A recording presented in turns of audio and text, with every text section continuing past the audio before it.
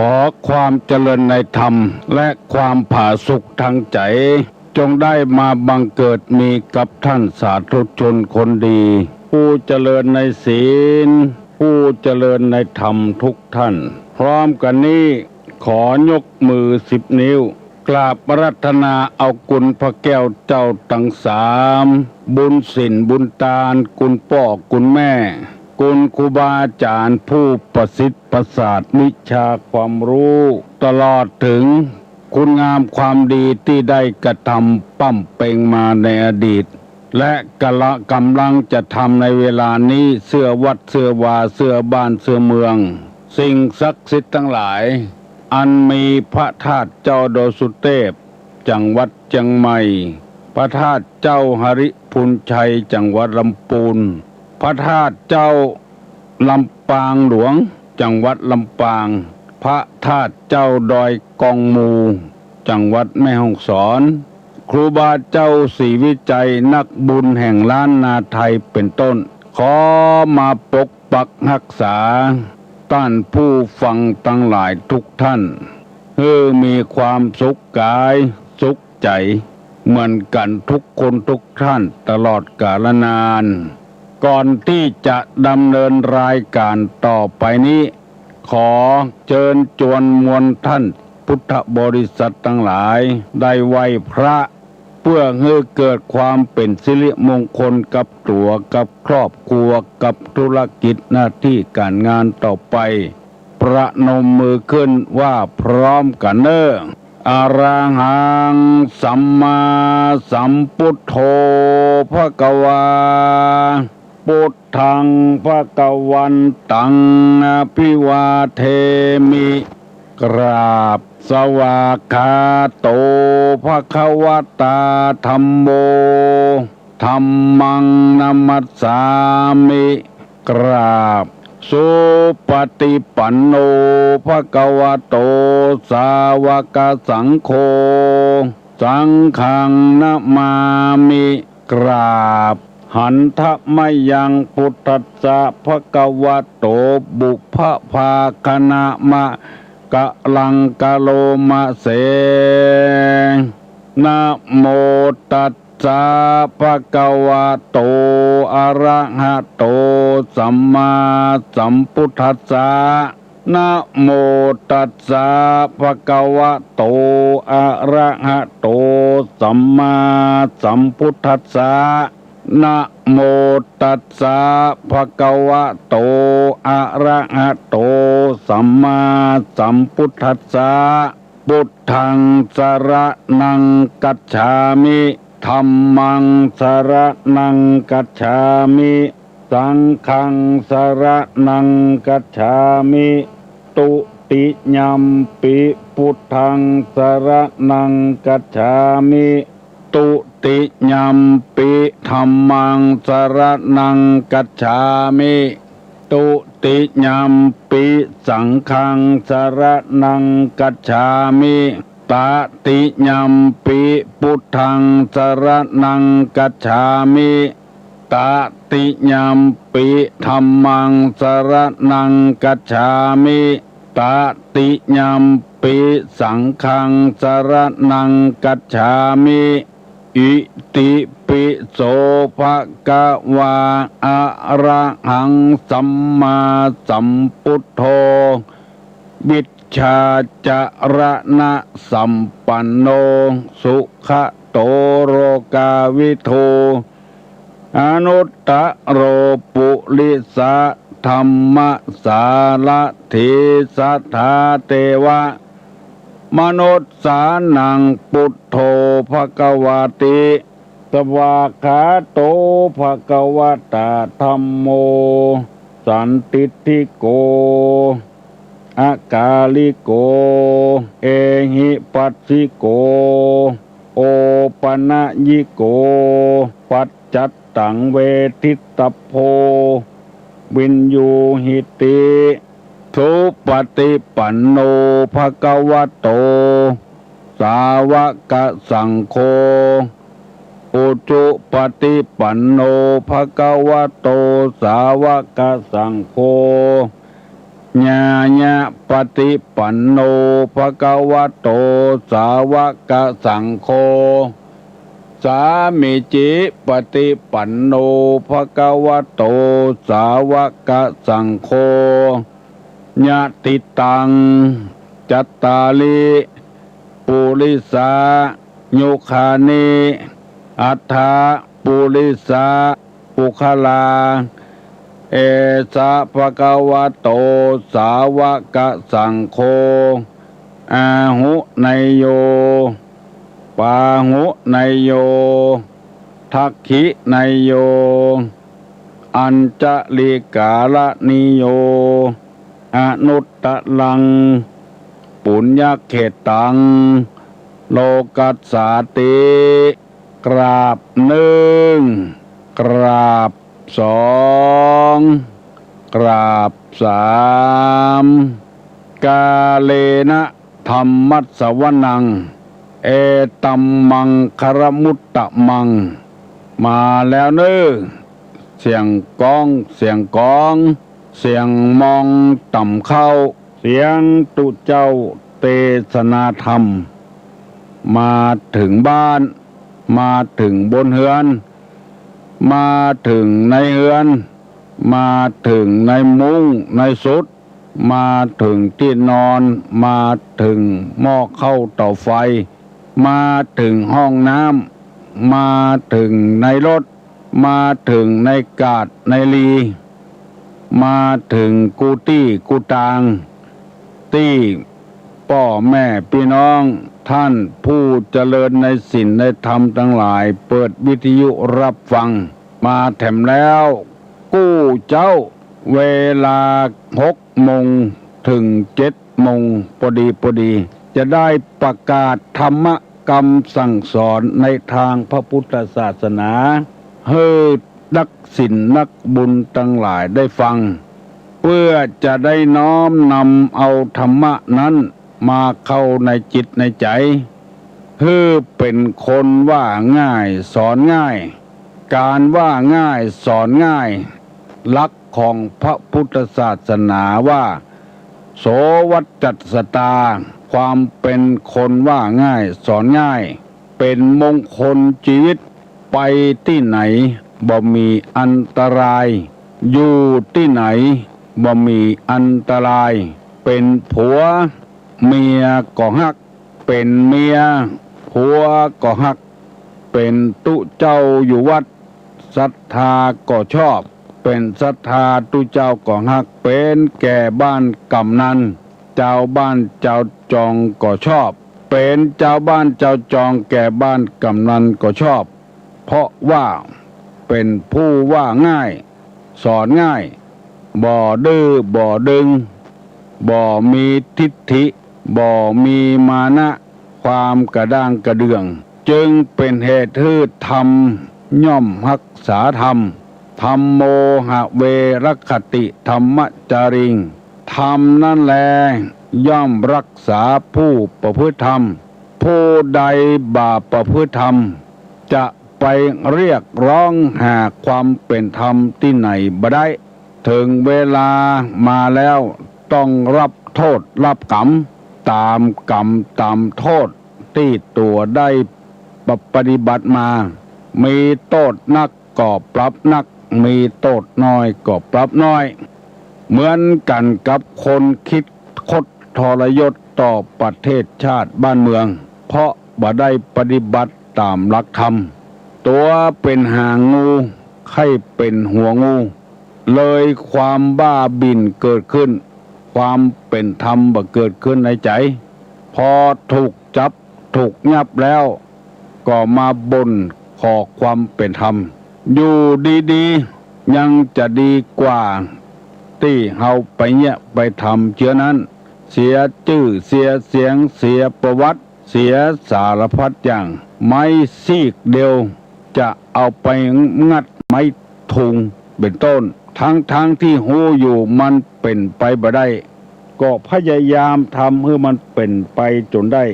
ในที่สุดมาก็ต้องรับเคราะห์รับกรรมเพราะว่าบาปประพฤติอยู่ในธรรมกูเจ้า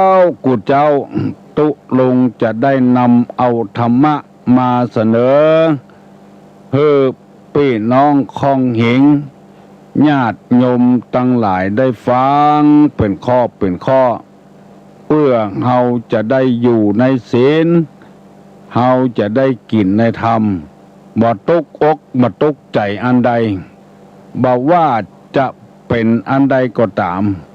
ดังที่เคยเสนอให้ท่านทั้งหลายว่า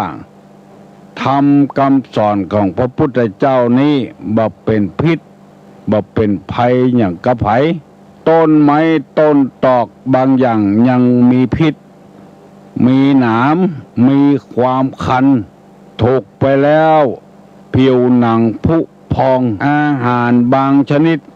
กินเข้าไปแล้วทำให้คนเฮานั้นตาย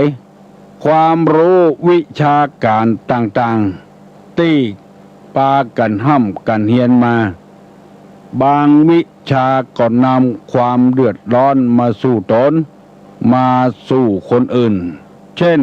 การผลิตอาวุธต่างๆเชื้อเพลิงต่างๆมีทั้งคนทั้งประโยชน์เพราะอาศัยมันสมองของคนไปศึกษาเราเรียนแต่ได้นาด้านธรรมะนี่บ่มีพิษบ่มีภัยกับไผนำแต่จะทำให้เป็นคนดีแต่แล้วคนเฮาก็บ่มองความสำคัญของพระธรรมจึงให้เมินจึงบ่ให้ฟังหรือบางทีก็ฟังม้อยลับไปเหียก็มีหรือเอาจิตใจไปจดจ่อในทางอื่นบ่ได้จิตใจในจ่อในธรรมะที่กำลังฟังจึงเป็นเหตุให้คนเราได้พลาดพลั้งไปหลายผู้หลายคนโดยอาศัยเหตุผลดังนี้จึงใคร่ขอเชิญชวนมวลมนุษย์ทั้งหลายพยายามฟังธรรมให้เข้าใจแล้วนำไปปฏิบัติให้ถูกต้องธรรมนี้บ่เป็นพิษเป็นภัยกับไผสักคนขอให้คนนั้นลงมือปฏิบัติการปฏิบัติธรรมนี้บัดจำเป็นที่จะต้องไปนอนวัดนอนวาอยู่สถานที่สงบสงัดยิ่งเอาอยู่ในสถานที่มีคนนักเต่าใดยิ่งดีเต่าอันเพื่อจะได้หู้เฮาว่าเป็นคนดีมอกใดบ่เป็นคนดีมอกใดเพื่อให้เฮาได้เข้าอกเข้าใจนำไปประพฤติปฏิบัติหลายคนแล้วบอกว่าช่วงนี้คนเฮานี่ใครอยู่ในศีลใครกินในธรรมไปนักดังที่เฮาจะหันมีงานมีการต่างๆบอกว่าจะเป็นการวันเกิดของเจ้าวาดกางานศพงานซากกางานต่างๆนี่ละที่เกิดขึ้นมักจะมีคนไปนักเหลือเก่าเช่นการเข้าพรรษาปีนี้วันเข้าพรรษามีคนมากตานขันเข้าตานขันน้ำเดือน12เพ็งนี่ก็มีคนทำบุญบ่ให้พ่อให้แม่มีจำนวนนักกว่ากุปีที่ผ่านมาเพราะคณะสงฆ์จังหวัดเชียงใหม่ภายใต้การนำของพระเดชพระคุณท่านเจ้าคุณเทพวรสิทธาจารย์เปิ้นเป็นคนนำทุเจ้าในจังหวัดเชียงใหม่ผู้ที่บ่มกมุ่นอยู่ในลาภยศสรรเสริญมุ่งที่จะเผยแพร่ธรรมระดมทุเจ้าที่มีมันสมองได้เป็นมหาปรริญญาได้ปริญญาออกอากาศประกาศธรรมะกันเกือบโกรธทุกสถานีอย่างที่เราได้ยินมาเมื่อได้ข้อมูลที่ถูกต้องแล้วคนเราก็เลยหันด้วยยินดีด้วยเพราะว่ามีหลายคนเคยโทรศัพท์มาบอกให้ตุรุงว่าครอบครัวของผมอยู่อย่างสันติอยู่อย่างความสงบมีความสุขแต่ก่อนเฮาบ่นึกบ่คิดว่าการผิดผัวผิดเมีย การทะเลาะเบาะแว้งกินเหล้าเมายานึกว่าเป็นการดีข่มผัวได้เท่าใดข่มเมียได้เท่าใดเป็นการดีเป็นการได้เปรียบได้ฤทธิ์พอมาฟังพระสงฆ์พระเจ้าออกสถานีวิทยุต่างๆใจก็เลยอ่อนเลยเบาบางไปโดยอันเนี้ยตีตุลุงว่ามันบ่มีพิษบ่มีภัยอย่างกระไผมีแต่ความเจริญรุ่งเรืองขึ้นหัวหน้าก็หันใจคนงานก็หันใจหัวหน้าเจ้านายก็หันใจลูกน้องก็หันใจเจ้านายก็ไปกันได้อย่างสะดวกสบายเพราะฉะนั้นจึงไข้ขอเชิญท่านทั้งหลายพยายามฟังเมื่อตะวานี้ก็มีคนโทรศัพท์มาหาประเดี๋ยวนี้ครอบครัวมีความสุขบางคนจะโยกย้ายไปต่างจังหวัดก็ตึงหารายการ6 โมงถึง 7 โมงของตุลุงก็เลยขอเบอร์โทรศัพท์ไว้เพื่อจะได้โทรศัพท์มาปรึกษาหารือกับตุลุงหมู่นี้เป็นต้นก็นับว่าเป็นการดีแล้วดังที่กล่าวมาแล้วว่ามันบ่มีพิษบ่มีภัยกระไผมีแต่ความเจริญรุ่งเรืองขึ้นลองว่าหัวหน้าคนผิดพลาดอย่างสักอย่างก็โดนโจมตีโดนไล่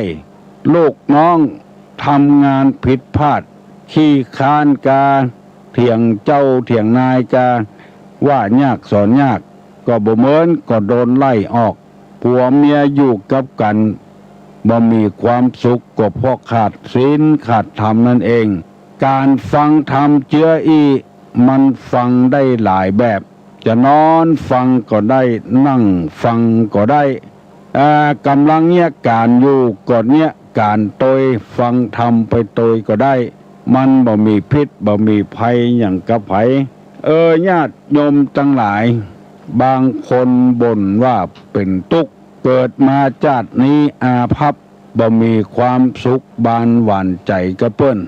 นั่นก็คือเฮาไปมองแต่ความดีความสุขความสบายของเปิ้นมองบ้านเปิ้นใหญ่พอบ้านเปิ้นมีความสุขเพราะเปิ้นปฏิบัติธรรมแล้วเฮาบ่ได้ลงมือทำกับเปิ้นเฮาก็จึงเป็นทุกข์ในทางพระพุทธศาสนาเปิ้นแบ่งทุกข์ไว้ถึง10 อย่างดังที่ได้นำเสนอพี่น้องทั้งหลายไปแล้วเช่นสภาวะทุกข์ประจำสังขารคือการเกิดการแก่การเจ็บการตายมันตึงเป็นทุกข์อยู่แล้วแล้วเฮาไปบ่นไปเดือดบ่ได้บ่ว่าไผสักคนทุกข์เหมือนกันหมดถูกความทุกข์เพราะการเกิดการแก่การเจ็บการตายเข้าครอบงำ2ปกิณกทุกข์ทุกข์จรคือความโศกเศร้าเสียใจปริเทวทุกขโทมนัสสะอุปยาตหมู่นี้มันเกิดขึ้นกับกูคนแต่ว่าหันทีวีลงรายการอันใดบ่ฮู้จำบ่ได้ส่งลูกเข้าห้ำเข้าเฮียนจนปลดจบพยาบาลทำงานได้ปีเดียวก็ลูกถูกรถชนพ่อก็เลยตุกตยแม่ก็เลยตุกตยเจ้าตัวก็เลยหันน้ำตาป้อน้ำตาแม่ก็เลยตุกตยเพราะพระพุทธเจ้าเปิ้นบอกไว้แล้วว่าความทุกข์เหล่านี้มันจะจรมาเฮาก็บ่ยอมรับเฮายังปฏิเสธอยู่มันจะจรมาเพราะว่ามันเป็นทุกข์จรมาคือความโศกความเศร้าความปริเทวะความโทมนัสบ่ม่วนอกบ่ม่วนใจเพราะพ่อแม่2 คนไปมุ่งหน้าที่จะหวังเปิ้งลูกอย่างเดียวบ่หวังเปิ้งตัวเก่าบอกว่าทำไมจึงต้องเกิดกับฉันหมายความว่าจะฮื้อไปเกิดกับคนอื่นบ่ฮื้อถูกกับมันเป็นไปบ่ได้เปิ้นตึงบอกไว้แล้วทุกจะจรมาบ่ยอมรับอันนั้นเลยเกิดความทุกข์ขึ้นแถมเลี้ยงลูกเพื่อหวังกินบ้ากินแหงลูกอย่างเดียวบ่ได้หวังอย่างอื่นจึงเกิดความทุกข์ขึ้น ข้อที่สามว่านิพัทธทุกข์ทุกข์เนืองนิดทุกข์เป็นเจ้าเรือนได้แก่หนาวก็ทุกข์ร้อนก็ทุกข์หิวก็ทุกข์กระหายก็ทุกข์ปวดขี้ปวดเยี่ยวก็เป็นทุกข์ทั้งนั้นบอกว่าจะเป็นไผสิ่งเหล่านี้มันบัดใจแกล้งเขาบางคนบอกเข้าใจว่าแกล้งปวดฟันเจ็บฟันปวดหูปวดตาหมูนี้มันบัดใจแกล้งมันเป็นเนืองนิดของมันเป็นธรรมชาติของมันแล้วเฮาบ่ปลงวางว่าเฮาอย่างลำบากตาก็บ่หันหูก็บ่ได้ยินเฮาบ่ได้ปลงวางมันในพุทธศาสนาว่าเฮาคือจิตใจของเฮาเนี่ยมาอยู่ในเฮือนตึงหลังมันย่อมจะมีอย่างใดอย่างหนึ่งหัวตั้งใจคาพ่องปวกขึ้นตั้งลุ่มพ่องมันตึงมีไม้ตรงแวงอันใดจะก้อมจะอ่อนก็มีมันจะต้องเป็นไปอย่างอันหมดเป็นธรรมดาแต่เฮาทำใจบ่ได้อันนี้เปิ้นฮ้องว่านิพพัทธทุกข์ทุกข์เนืองนิดวันนี้จะได้อธิบายข้อที่สี่เพื่อพี่น้องทั้งหลายได้ฟังว่าพยาธิทุกข์คือทุกขเวทนามีประเภทต่างๆตามสมมุติฐานมีอวัยวะเป็นเจ้าการไม่ทำหน้าที่โดยปกติอันนี้คือพยาธิทุกข์เพราะเป็นพยาธิอันใดเกิดขึ้นมานั้นอันนั้นย่อมจะเป็นพยาธิของมันเอาตั้งแต่เล็บติ่นเล็บมือเป็นต้นเมื่อมันมีเล็บแล้วพยาธิของเล็บย่อมจะเกิดมีมือก็ดีติ่นก็ดีนิ้วใดบ่มีเล็บปลอดภัยในการเป็นเล็บครบเล็บยังแล้วก็เป็นเล็บแตกมันต้องมีละมือเฮา5 นิ้วมันต้องมีพยาธิกู่นิ้วข้อมันกาเวลาเป็นเกลียวนี่เป็นตะคริวนี่มันก็จะต้องมีอย่างอันถ้าเกิดมาแถมนิ้วหนึ่งมันก็มีความทุกข์เหมือนกันเข้ามาหาองค์มือหลังมือสุดแล้วแต่พยาธินั้นจะเป็นเข้ามาถึงแขนเป็นแผลผุพองบวมกาหมู่นี้สุดแล้วแต่พยาธิอันนี้เปิ้นฮ้องว่าพยาเปียติปิทุกขาเป็นพยาธิเกิดขึ้นตาออกมาก็มีพยาธิในตาเป็นต้อกระจกพ่องต้อหินพ่องต้อเนื้อพ่องหูหูหนวกน้ำหนองย้อยเป็นพยาธิที่หูดังเป็นแผลหูดังเจ็บหมู่นี้เกิดออกมามีพยาธิทั้งนั้นผมขนออกในเนื้อในตัวถ้าเกิดออกมาก็มีพยาธิทั้งนั้นมันหลีกเลี่ยงบ่ได้เป็นหัวเข่าลุกก็โอยย่างก็โอยนั่งก็โอยก็เพราะว่ามันมีหัวเข่าถ้าบ่มีหัวเข่ามันลุยไปเหี่ยหมดมันก็บ่เป็นพยาธิที่หัวเข่าถ้ามันลุยไปเหี่ยหมดก็บ่ม่วนบ่มีที่พับบ่มีที่งอหมู่เนี้ยมันจะเป็นกู้คนบ่ต้องไปพ้นพนธนาว่ามันเป็นกรรมเป็นเวรเฮาลุกก็ยากนั่งก็ยากเฮาใจเปิ้นมาเมินมาแล้วตบไปตบมาสารพัดอย่างลาบลาฝืนต่อธรรมชาติไปตีมวยกาเตะฟุตบอลนี่กาปวดพอให้พอดีก็เอาน้ำเข้ายาเข้าใส่เพื่อมันเข้มแข็งขึ้นมาเฮาใจมันนักลำไปเมินเข้ามันก็ล่อยหล่อลงไปเพราะฉะนั้นเกี่ยวกับแขนกับศอกคนเฮานี่มีพยาธิ108,9ประการเป็นขี้หาก2 กองเป็นหมองข้อเป็นตาต้อหัวเมาเป็นลมเศร้าฝีมาอากเป็นปากหลายรูเป็นหูบ่ได้ยินสะปะสะปืนถ้ามันงอกออกมาแล้วมันก็เป็นพยาธิแล้วบางคนบ่เข้าใจเฮ้ยเกี่ยวกับเป็นพยาธิ แล้วไปบ่นไปเดือดปุ้นเปิ้นทำบุญทำทานอย่างเปิ้นประกาศอย่างก็ได้โดยเปิ้นเป็นต้นว่าสลากหากไม้ก็ได้โดยเปิ้นแปลงปวยหลวงก็ได้ขวตานโดยเปิ้นแปลงศาลาก็เป็นเจ้าศรัทธาเสาศาลาคือศาลาแปรศาลา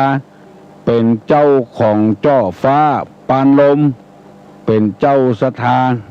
เอาตานกวัดกวาเสาวิหารรูปภาพในศาลาภาพเวทสันดรชาดกกาภาพพุทธประวัติกาเปิ้นประกาศเต้าอันเต้าอี้บ่เคยเคยแขะสักเตื้อเอาเป็นเจ้าภาพด้วยเปิ้นโหบัดเดียวนี้อย่างมาเป็นพญาติบึดเมาหัวบึดปวดหัวเข่าบึดปอดในข้อบึดกินบะลำมันเป็นอย่างนั้นไปเอาสิ่งที่เฮาตานมารวมกับความเป็นพญาติมันบัดถูกต้องแล้ว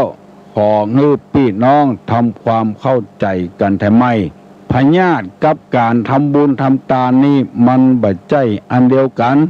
อย่าไปเอามาเกี่ยวข้องถ้าเอามาเกี่ยวข้องเมื่อใดเฮาจะตุกขึ้นแถมต้องอัน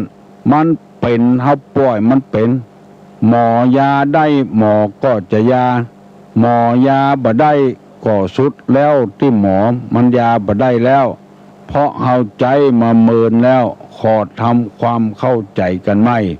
บ่ใจว่าตานนั้นตานนี้แล้วจะหายจากพญาติพยามมีแต่ว่าโอ้บุญกินบุญทานที่ได้กระทำปั้มเปงมาขอมาปกปักรักษาฐานะได้ปล่อยปนเสียงยังเคาะปีเคาะเดือนเคาะวันเคาะยามเคาะเจ็บเคาะไม่เคาะไข้เคาะหนาวห้ามฮิห้ามให้ทำให้เราใจดีบ่ใจว่าตานแล้วจะได้หายจากพยาธิบ่เป็นอะไรอย่างสักอย่างมันเป็นไปบ่ได้คนละเรื่องความตุกเกี่ยวกับพยาธินี่มันมีเหมือนกันกูคนเปิ้นว่าสามัญญลักษณะที่เสมอกันบอกว่าคนนั้นจะเป็นคนเฒ่าคนหนุ่มคนรวยคนจนคนเป็นหัวหน้าคนเป็นลูกน้องคนบอกว่าคนนั้นจะมีIQ สูงปานใดIQ ต่ำปานใดพญาติย่อมจะไปเจาะได้กูคนเหมือนกับต้นไม้อย่าไปคิดว่าไม้ใหญ่บ่มีพญาติบ่มีอย่างไปเจาะไปคุยมีเหมือนกันทุกต้นของค่ำกันมันจึงมีเมื่อมันเกิดมาแล้วพญาติย่อมมาราวีเหมือนกันกูคนขอฮื้อป้อออกแม่ออกพี่น้องทั้งหลายตั้งอยู่ในศีลตั้งอยู่ในธรรมการทานการบริจาคนั้นเพื่อจะร่วมกันช่วยกันสร้างให้มันปันลุกปันแล้วอย่าไปเอาพญาติมาอ้างกับตัวมันเป็นไปบ่ได้แล้วมันคนละเรื่องเปิ้นจึงบอกไว้แล้วพญาติเกิดขึ้นในอกในใจดังที่ได้อธิบายให้ป้อออกแม่ออกได้ฟังมาแล้ว2 3 4ข้อแล้วสภาวะทุกข์เพราะว่าเกิดแก่เจ็บตายมันจึงประจำอยู่หั่นแล้วปะกินกะทุกข์เฮาบ่ได้นึกบ่ได้ฝันว่ามันจะเกิดขึ้นปะกินกะคือทุกข์มันจรมาคนเดียวมันเพราะว่าประสบอุบัติเหตุการณ์ของที่เฮาเกิดไว้บ่ได้สมใจก็เกิดความทุกข์นิพัทธทุกข์เนืองนิดทุกข์เพราะไข้หนาวทุกข์เพราะร้อนทุกข์เพราะเย็นทุกข์เพราะไข้ขี้ไข้เหี่ยวหมู่นั้นเป็นทุกข์ทั้งนั้นเพราะฉะนั้นปอกออกแม่ออกเอาธรรมมาใส่อกใส่ใจเนอะได้รับความรู้ในธรรมดีๆแล้วทุกหมู่นี้มันจะรวมเข้ามาใส่วันนี้ก็ได้เอาเรื่องทุกที่มาเล่าปอกออกแม่ออก พี่น้องทั้งหลายได้ฟังปกิณกทุกมันจรขึ้นมาอันข้อที่สี่นี้เรียกฮ้องกันว่าพยาธิทุกพบเป็นพยาธิมันตึงเกิดขึ้นกู่คนบอกว่าคนนั้นจะเป็นคนมั่งมีสีสุขล่ำรวยปั่นใดมันย่อมจะมีทุกข์ปั่นอั้นขอฟังพี่น้องข้องหิ่งทั้งหลายได้ฟังพิจารณาไปถามสภาวะธรรมมันบัดใจมากันมาแกล้งอย่างเฮาการทำความดีก็ปอความดีการทำบุญก็ปอบุญการทำกุศลก็ปอกุศลเอาไว้เป็นส่วนอย่าได้เอามาเปาะกันเอาได้มารวมกันมันบ่ฟังเมื่อมันเกิดขึ้นมาไต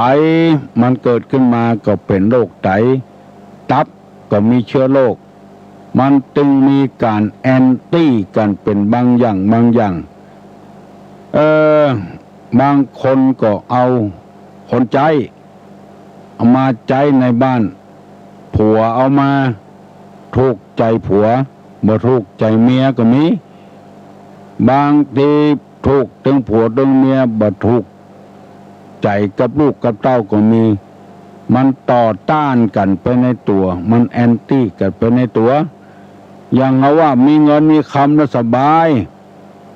บางทีมันก็แอนตี้เฮาเหมือนกันมาเลือกลูกแต่ลงหนังสือพิมพ์ลักทองคำของพ่อของแม่เอาไปขายแล้วเอาไปซื้อรถเพื่อแจกให้เพื่อนฝูงคนกันทองจะเป็น30-40 บาทเอาไปขายเหียบประตกประเสี่ยงแล้วเอามาซื้อรถเครื่องแจกเพื่อนแจกฝูงลักของพ่อของแม่อันเนี้ยมันบัดใจมันดีอะกูยังมีเงินมีคำสะสมไว้ดีแล้วเพื่อเดือดร้อนมันจะได้ขึ้นได้ขายเสียลูกมันลักไปหายแซบมันแอนตี้กันเป็นอย่างนี้มันต่อต้านกันเป็นอย่างนี้ความทุกข์มันจึงเกิดขึ้นเอาละเนอปออกไม่ออกไผยังบ่ลุกเห็นเนอวันนี้ขอประกาศขอบคุณคุณบุญธรรมละปูนเนอส่งเงินมาให้ตุลุงนะครับแล้วเนอ1,000 บาทสาธุเจ้าไกรราชวัดละปูนนะวัดอย่างก็นี่ลืมไปเห็นแล้วส่งมา5,000 บาทได้รับแล้วเนอแล้วก็พระครูคำมุลวรธรรมโมเอามาร่วมบริจาคแถม500 บาทในเมื่อเจ้าวันนี้ขออนุโมทนาโดยที่เปิ้นถามว่าปู่อันอย่างที่ถามปัญหาดีๆปู่500 บาทมาลุนเนี่ยขออนุโมทนาโดยเนอฮัลโหลนมัสการครับเจริญพรพระอาจารย์ใบดิกาไกรราชรัตนปัญโยวัดหนองเงือกครับวัดหนองเงือกเนาะครับผมพระอาจารย์ไกรราชรัตนปัญโยวัดหนองเงือกแต่วัดหนองเงือกพระอาจารย์ไกรราชพระใบดิกาไกรราชวัดหนองเงือกอำเภอปัดซางจังหวัดลำพูนบริจาคมา5,000 บาทเอามาล่มคือกำลังใจกับนักเลนที่เห็นทำพระวินัยในพระพุทธศาสนาจะได้ฉลองวันที่16วันเสาร์ท่านผู้ใดมีจิตศรัทธาจะร่วมกินร่วมทานก็ขอเชิญเนอตั้งเป้าไว้ว่าจะถวายองค์ละ500 บาทถ้ามีนักกว่านั้นก็จะเพิ่มเติมขึ้นถ้ามันบ่มีถึงนั้นก็500 บาทนักทำตรีนักทำโททำเอกและพระอภิธรรมนี้ในอำเภอแม่ริมมีที่เดียวที่วัดโสพนารามต่ออันได้อยู่10 กว่ารูปแล้วป้อออกไม่ออกทั้ง4 คนที่สอบอภิธรรมจุล ตรีโทเอกแล้วก็มัชชิมตรีโทเอกได้สอบได้จะกำลังใจกับละอ่อนพระเนนเถนเจ้าจะได้มีกำลังใจศึกษาเล่าเรียนพระธรรมวินัยก็มีคนมาให้มาหอมอยู่ตลอดเป็นต้นว่าป้อจันบ้านปัจจี้ก็เอามาหอมป้อนหนานป้อนหนานบ้านแม่สาหลวงนี่ว่าเวยนี่มันบักให้จำเนาะป้อนหนานที่ประธานกลุ่มผู้สูงอายุ500 บาทเอามาบริจาคที่ตุลุงเมื่อตะว่าแล้วก็นายสุรภพคำตาบริจาค1,000 บาทป้อจันบ้านปัจจี้1,000 บาทแล้วก็ป้ออย่างทำมุหลายคนนะได้จดเอามาวันหน้าจะมาเล่าให้ฟังขออนุโมทนาเป็นอย่างมากเนอะสภาวัฒนธรรมตำบลดอนแก้วมาบริจาค50,000ก็นับว่าเป็นการดีสนับสนุนจ้อยละอ่อนตุลุงบ่ได้เอาไปใช้จ่ายอย่างอื่นเพื่อกำลังใจละอ่อนเฮาสร้างวัตถุได้สร้างวิหารเป็นหลังหมดไป4 ล้าน5 ล้านได้แต่เฮาลืมสร้างคนไปคนเมื่อได้รับกำลังใจแล้วก็จะมันเฮียนหนังสือมันค้นคว้าพระธรรมวินัยธรรมวินัยนี่จะเป็นศาสดาของเฮาต่อไปภัยยังบ่ลุกก็ลุกเห็นลูกเจ้าเน้อวันนี้เปิ้นยังบ่ปิดเงียการเด้อเปิ้นจะปิดวันเสาร์วันติดปุ้นเผลอน้อยเดียวถึงบ่ได้เวลาวารีไม่เคยมีจะคอยใครคือเวลากับสายน้ำมันจะไหลไปตามหน้าที่ของมันคนเฮาจะต้องฝืนพ่องฝืนอกฝืนใจตัวเก่าจะไปมักง่ายจะไปขี้ค้านคนมันย่อมหาทรัพย์ได้วิริเยทุกขมัจเจติความคนล่วงทุกข์ไปได้เพราะความเพียรอันนี้เป็นต้นปากันลูกลูกเจ้าวันที่16วันเสาร์วันพุธวันเฮอวันหนึ่งเนี่ยใครมีเวลาก็ขอเชิญมาร่วมกับคณะสงฆ์ร่วมกับมูลนิธิบุญญาภรณ์อำเภอแม่ริมเมื่อมาร่วมกันฉลองได้อาราธนาพระเดชพระคุณท่านเจ้าคุณจังหวัดแล้วก็พระเดชพระคุณรองจังหวัดวัดพระธาตุดอยสุเทพวัด7 ยอดวัด7 อรินท่านมหาสังฆาท่านด็อกเตอร์สวัยเอามาเลขาเจ้าคณะจังหวัดแล้วก็เจ้าคุณวัดดอยสุเทพเอามาเป็นสักขีพยานเพื่อกำลังอกกำลังใจกระอ่อนกับเจ้าคณะรองเจ้าคณะตำบลอำเภอแม่ริมรองเจ้าคณะอำเภอแม่ริมมาเป็นผู้โปรดเมตตาเจริญพุทธมนต์เพื่อความร่มเย็นเป็นสุขกับลูกศิษย์ลูกหากับพระเนนเถนเจ้าขอปากันมาร่วมทำบุญทำทานกับตุลุงเนอขออนุโมทนากับป้อออกแม่ออกหลายคู่หลายคนที่หันดีหันชอบในต่างนี้เราจะได้ร่วมกันก่อสร้างห้างแปลงเรียกว่าศาสนบุคคลช่วยกันสร้างคนจากคนบดีให้เป็นคนดีส่วนมากละเอกละอ่อนที่มาบวชคนรวยพ่อแม่มั่งมีสีสุขเปิ้นบะล่ำเอามาเปิ้นเอาไปตั้งปุ้นตั้งโลกปุ้นเฮียนต่อมัธยมเฮียนต่อปริญญาเอาวัดอาวานี่ส่วนมากจะเป็นคนยากคนจนเฮาจะต้องใจใส่ดูแลฮัลโหลครับไว้สาถามปัญหาครับพระองค์ทรงออกผนวดคือบวชแล้วให้เป็นคนนำเอาผ้าไตรจีวรและบาตรมาถวายคนแรกครับไว้สาไผตอบได้ก็ตอบนาเนอพระอ องค์เสด็จออกผนวดไผ่เอาผ้าไตรกับบาทมาถวาย เจ้าชายสิทธัตถะเป็นสมณะฮัลโหล เจ้าสาเจ้า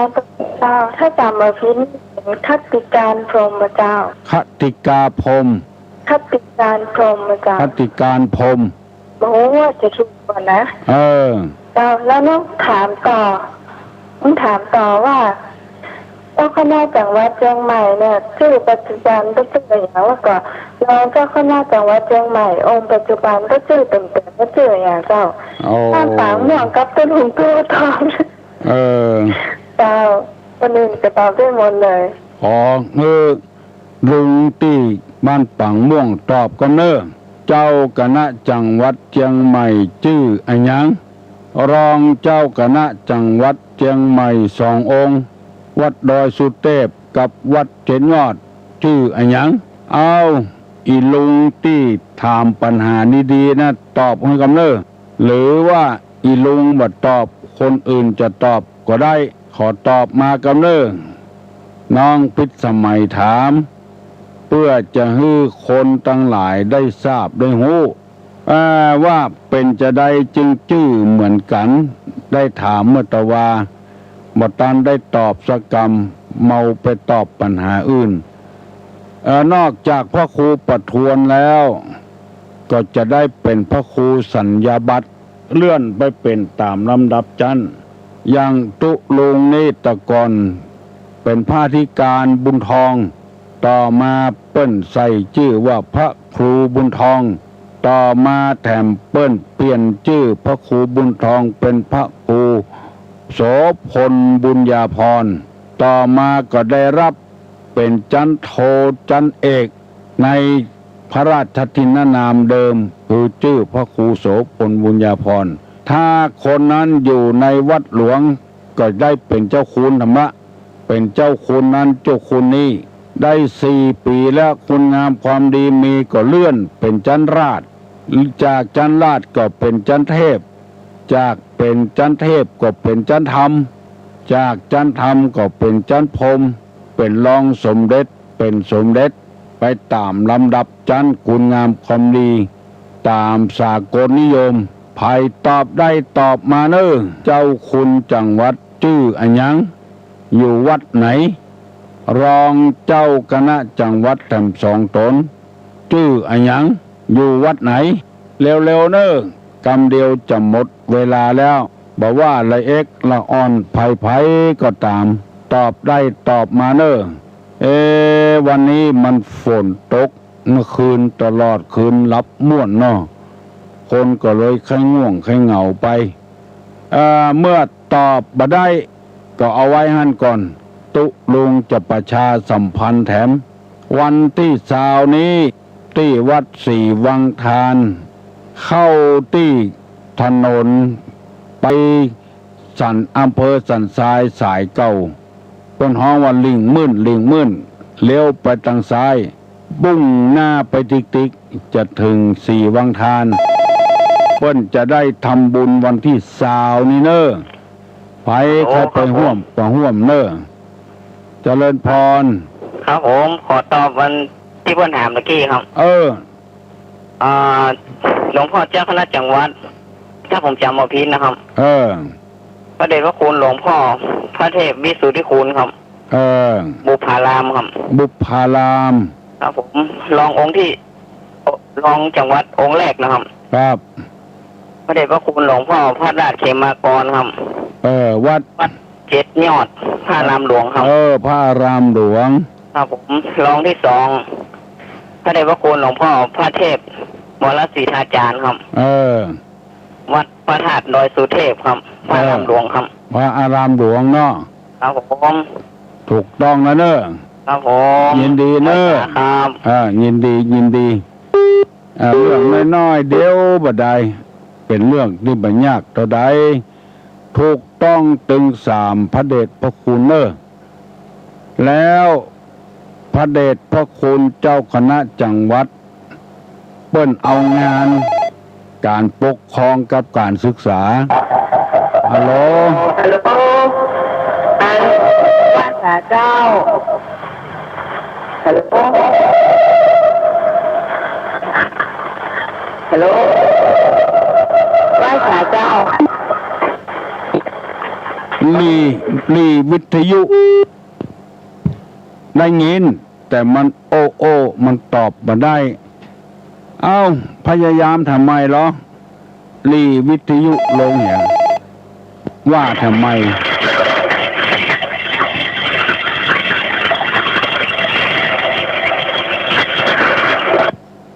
เอาพยายามทำไมลีวิทยุลงเหี่ยแล้วก็ฟังก้าโทรศัพท์ปอละเจ้าคุณวัดบุพารามแต่ก่อนเพราะว่าวัดอุปารับเอางานปกครองกับการศึกษาฮัลโหลฮัลโหลเจริญพรเจ้าวันธรรมะสัญจรก็จะลาวันว่าจะลาวันที่16เจ้าค่ะถ้าไปวันที่16เมื่อวันเวลาใดฮะเวลาใด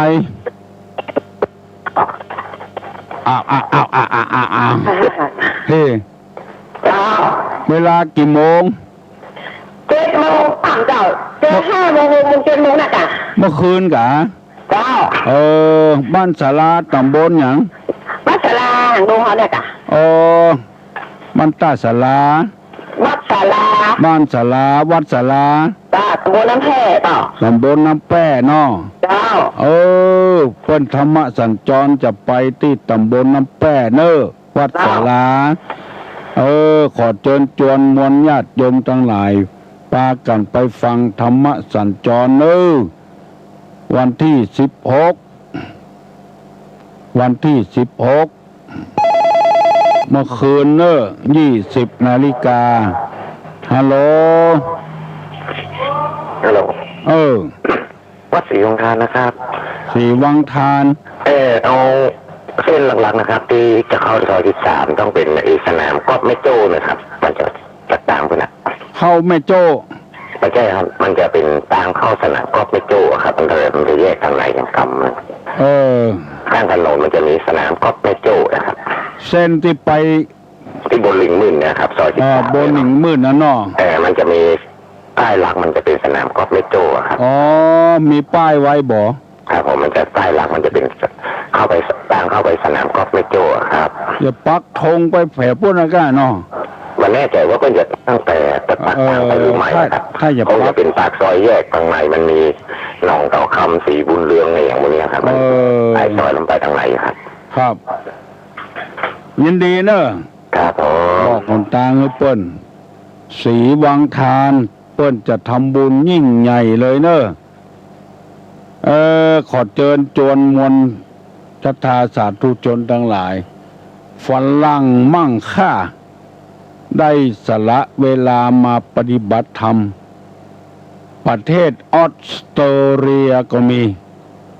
ประเทศอเมริกาก็มีสวีเดนก็มีหลายประเทศด้วยกันส่วนมากบัดใจคนเฒ่านะคนหนุ่มๆนะได้มาพบการปฏิบัติธรรมแล้วซึ้งอกซึ้งใจว่าพุทธศาสนานี้เป็นศาสนาที่แผ่กว้างไพศาลบ่ถือพรรคบ่ถือพวกบ่ยึดเอาไผเป็นอันใดเป็นอันใดเหมือนกับคนศาสนาอื่นมาอยู่ประเทศไทยคือเงินงบประมาณไปจัดสรรไปแบ่งปันเป็นที่เมืองไทยของเฮานี่เป็นเมืองที่เปิดโอกาสเมืองที่เปิดอกเปิดใจบางประเทศนั้นทุกข์ยิ่งกว่าเฮาก็เน้อบ้านใกล้เฮือนเคียงเฮาเนี่ยบ่ต้องนักต้องหนาพระศาสนานี่ปล่อยตามเรื่องตามราวสุดแล้วแต่ตุเจ้าจะไปหาเงินหาทองมาสร้างวัดสร้างวาคนเดียวบอกว่าตั้งเหนือตั้งใต้ตั้งวันออกตั้งวันออกแจ้งเหนือทุกข์ยิ่งกว่าเฮาก่อนพระพุทธศาสนานี่ด้อยลงไป หัวหน้าบ่ได้ใจใส่ดูแลอะโหล เจ้าไม่สาเจ้า เออ เจ้าอันขอถามตุลุงหน่อยเจ้า ได้กะ อันเรื่องการไปวัดไปฟังธรรมนี่เจ้า เออ อันเวลาตุเจ้า เพิ่นเอาของกินมาแล้วก็กินเป็นอย่างเจ้าที่เขาไปกินในวิหารน่ะ เออ นะเจ้าก็คล่องใจว่ามันดีก็เจ้า โอ้บ่เป็นหยังเนอะ เจ้า เฮาคะแนนเฮาจะไปลักไปจกของเพิ่น แล้วก็อีกอย่างหนึ่งเจ้าที่ใส่บาตรเขาใส่ถุงติ่นเนี่ยเจ้า เออ ดีก็เจ้า บ่เป็นหยัง เจ้าก็กลัวเนาะ ใส่ไปเตอะทงตีนบ่เป็นหยัง เจ้า ถ้าใส่เกิบนี่เปิ้นว่าใส่บ่ด้วยบ่ความเคารพบ่ได้ เจ้า บ่เป็นบาป เจ้า แต่มันบ่เคารพบ่ได้ เจ้าขอบคุณนะเจ้า ยินดี ตุลุงยังเอาฮื้อโลฮื้อคนเฒ่าคนแก่ คนเฒ่าคนแก่นอนวัดเปิ้นมาลวดเปิ้นบ่ไปเปิ้นเตห่อข้าวของเปิ้นตุลุงก็เอาไปเปาะไปหอมบ่เป็นหยังบ่ได้ลักบ่ได้จกของเปิ้นฮัลโหล ครับไล่ทราบตามปัญหาครับ คนที่โกงตาจ้างที่แข็งแต่งให้อ่อนลดไปหลายขีดถามว่าจิตของคนนั้นมีทำตัวใดเป็นอกุศลอยู่ในทางใจไว้ตาครับ เออโบราณเปิ้นว่ากงตาจั่งตาย้อยบ่ดีเฮาซื้อมา7 บาทขาย10 บาทมันก็ตึงได้กำไรอยู่แล้ว3 บาทซ้ำไปกงตาจั่งแถมตาจั่งตาย้อยเปิ้นว่า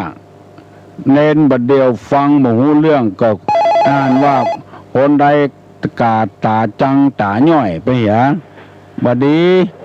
ใจเป็นอกุศลฮัลโหล ครับ